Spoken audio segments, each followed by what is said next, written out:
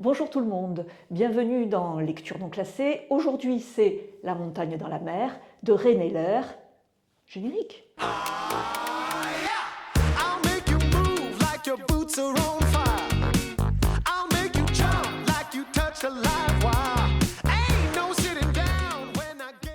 Et c'est qui l'auteur?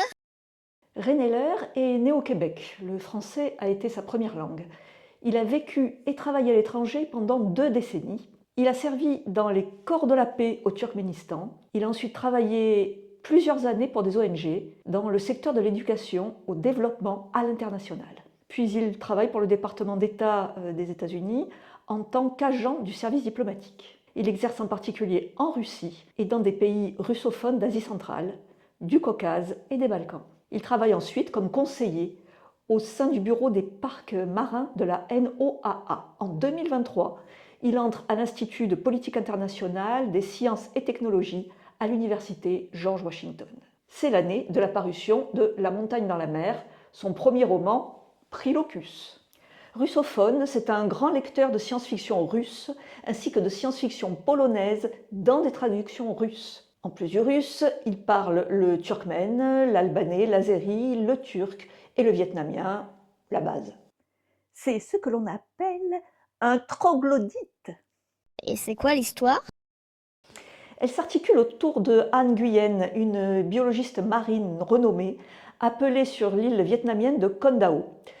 Sur cette île isolée, une découverte extraordinaire a été faite. Un groupe de pieuvres semble posséder une forme d'intelligence collective sophistiquée. Ces créatures ne se contentent pas de réagir à leur environnement. Elles communiquent entre elles à travers un langage inédit. A travaille sous l'autorité de Dyanima, une puissante corporation technologique. À ses côtés, on trouve Evrim, le seul androïde pleinement conscient jamais créé, une intelligence artificielle incarnée qui joue un rôle clé dans la compréhension de ces pieuvres et de leur langage. Evrim est également un miroir pour A, remettant en question ses conceptions sur la conscience, l'humanité et les limites entre l'organique et l'artificiel.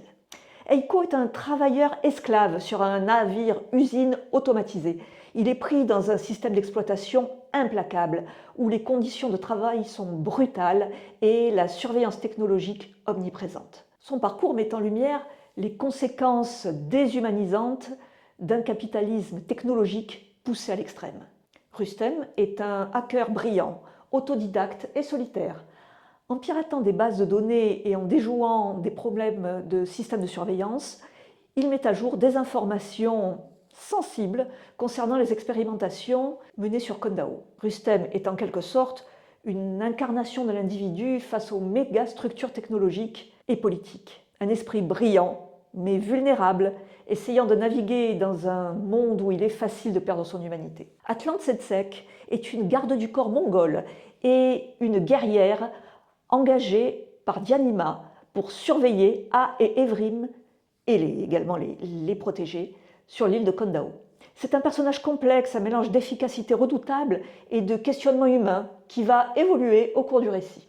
À leur côté, les points 5, ce sont des intelligences artificielles spécialisées, on pourrait dire des sous-produits des avancées technologiques dans le domaine de l'IA. Ça peut être des assistants personnels, mais ils sont également programmés pour simuler des réponses empathiques, créant l'illusion d'un échange authentique. Cela les rend particulièrement séduisants pour les personnes souffrant de solitude ou recherchant une interaction dans le désordre émotionnel des relations humaines. Certains peuvent prendre la forme de voix amicales, d'avatars virtuels ou même d'hologrammes interactifs. Dis-nous quels sont les thèmes. Outre les implications de l'IA et la communication interespèces, Neller traite plusieurs thèmes sociaux importants. Le roman aborde des sujets contemporains tels que la surpêche et l'impact humain sur l'environnement à travers ses pratiques industrielles destructrices. Il dépeint également une société où les humains sont réduits à l'esclavage par une intelligence artificielle sur un navire-usine, soulignant les dangers potentiels de la technologie non maîtrisée. Ensuite, il y a bien l'humanisme et les conditions sociales. Ces récits mettent souvent en scène des personnages issus de classes sociales défavorisées. Neller se concentre sur la vie quotidienne et les luttes des individus face aux transformations du monde, mais aussi sur les tares de la société moderne telles que le racisme et le sexisme. On veut connaître les références. Eh bien, on pense au roman de Robert Merle, Un animal doué de raison, avec ses dauphins Fa et Bi, à qui une équipe de chercheurs a pu enseigner l'anglais. Ces recherches, motivées par des intérêts militaires, visent à utiliser ces dauphins pour des missions secrètes. Problématique, bien sûr. Ensuite, on pourra penser à la nouvelle de Ted Chiang, L'histoire de ta vie, adaptée au cinéma par Denis Villeneuve sous le titre Premier contact. En ce qui concerne la conscience et l'intelligence artificielle, on peut évoquer Gnomon de Nick Harkaway. Ce roman est un véritable labyrinthe intellectuel. Les machines y apparaissent capables de considérablement altérer l'être humain dans ses interactions sociales, mais elles peuvent aussi directement agir sur son esprit, sous prétexte de le guérir de supposés troubles psychiques. Ensuite, il y a Diaspora de Greg Egan, un chef-d'œuvre de la hard science-fiction. Il interroge la nature de l'humanité au-delà des limites biologiques, tout en offrant une réflexion sur l'identité et l'existence dans un univers numérique. Puis Vision aveugle de Peter Watts. Ce récit de premier contact explore les notions de conscience et d'intelligence à travers des personnages aux traits psychologiques radicalement différents. On parlera également de Clara et le soleil de Katsuo Ishiguro. Ce roman raconte l'histoire d'une androïde conçue pour tenir compagnie aux enfants, offrant une perspective unique sur la manière dont les machines perçoivent les humains. La trilogie Singularité par Robert J. Sawyer. Cette série décrit la création d'une IA à partir d'Internet, explorant son développement éthique et moral en interaction avec une adolescente aveugle. Ray Naylor s'inspire également d'œuvres telles que Dans les profondeurs du temps d'Adrian Tchaïkovski et La chose en soi d'Adam Roberts, qui explore également des thèmes similaires de communication interespèces et de conscience. Le style narratif dense et les questions philosophiques rappellent également les travaux de Jeff Vandermeer et sa série Southern Reach. En général, ses plus grandes influences sont James Tiptree Jr. et Stanislas Lem, ainsi que Dick, Sturgeon, Le Guin, Leiber et Wolff. Patricia Highsmith a eu également une importance considérable sur lui en tant qu'écrivain, mais c'est William Shakespeare qu'il place au-dessus de tout. Dis-nous en plus sur la structure.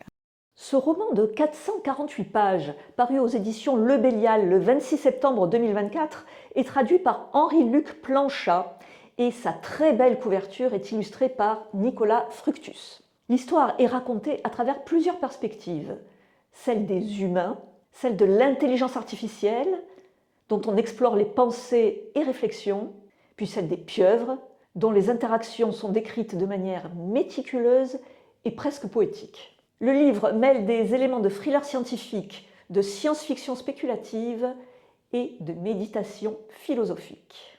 Outre la progression de l'histoire principale, des digressions et des réflexions viennent enrichir la trame narrative, souvent à travers des extraits de textes fictifs comme des articles scientifiques ou des réflexions philosophiques. La mort fait partie de nous. Elle modèle nos corps dès le début. Nous pouvons croire que nos doigts sont formés par la division des cellules dans l'utérus, mais ce n'est pas le cas. Les doigts sont ciselés dans une pagaie de chair par la mort des cellules, tout comme David a été façonné par son sculpteur dans un bloc de marbre. Sans la mort, la vie n'aurait aucune forme. Depuis mon plus jeune âge, j'ai voulu fabriquer des esprits.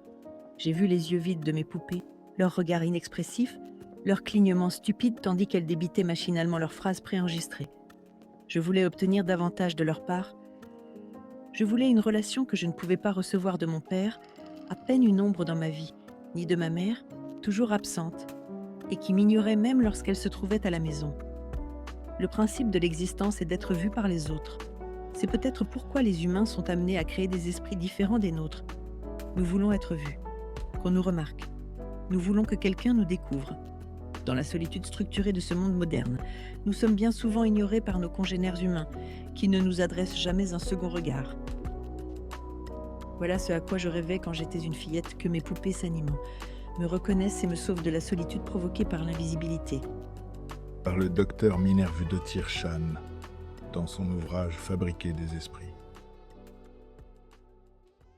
Dites-moi en commentaire si vous connaissez ce roman ou certains des textes qui ont pu lui servir de référence. Si vous avez aimé mon petit exposé, eh bien pouce vers le haut, abonnez-vous, rabonnez-vous et n'oubliez pas, La littérature SF